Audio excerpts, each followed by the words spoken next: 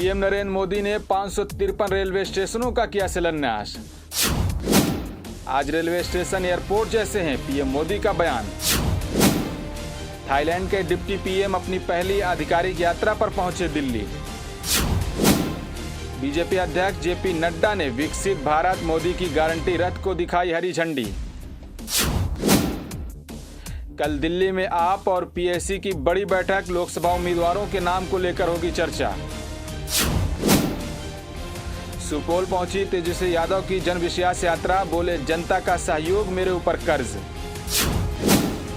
अशोक गहलोत के बेटे वैभव गहलोत ने राजस्थान क्रिकेट एसोसिएशन के पद से दिया इस्तीफा। कांग्रेस सांसद राहुल गांधी की वायनाड सीट से सीपीआई ने एनी राजा को बनाया अपना उम्मीदवार। कई जगहों से मैसेज आए हैं कि गठबंधन तोड़ दो, लेकिन हम गठबंधन नहीं तोड़ेंगे, सीएम अरविंद केजरीवाल का बयान। ज्ञानवापी व्यास तहखाने में जारी रहेगी पूजा पाठ, इलाहाबाद हाई कोर्ट का फैसला। मशहूर गजल गायक पंकज उधास का 72 साल की उम्र में हुआ निधन। नाफे सिंह राठे हत्याकांड की जांच अब सीबीआई को सौंपी गई। शाहजहां शेख की गिरफ्तारी जल्द होगी, टीएमसी सांसद सागरिका घोष का बयान।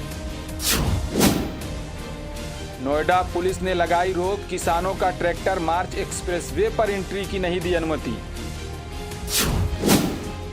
यूपी में राज्यसभा चुनाव कल, एनडीए विधायकों की बैठक शुरू।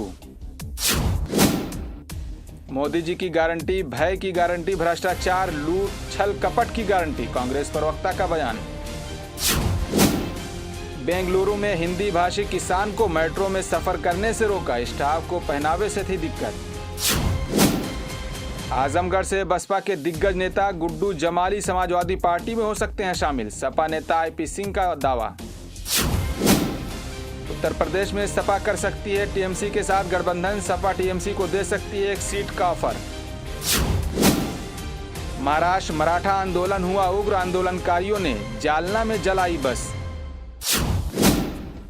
तिहाड़ जेल में मनीष सिसोदिया को हुआ 1 साल, दिल्ली विधानसभा में केजरीवाल ने खड़े होकर किया सैल्यूट। बिहार के कैमूर में भीषण सड़क हादसा, कार और कंटेनर की टक्कर, 9 लोगों की हुई मौत।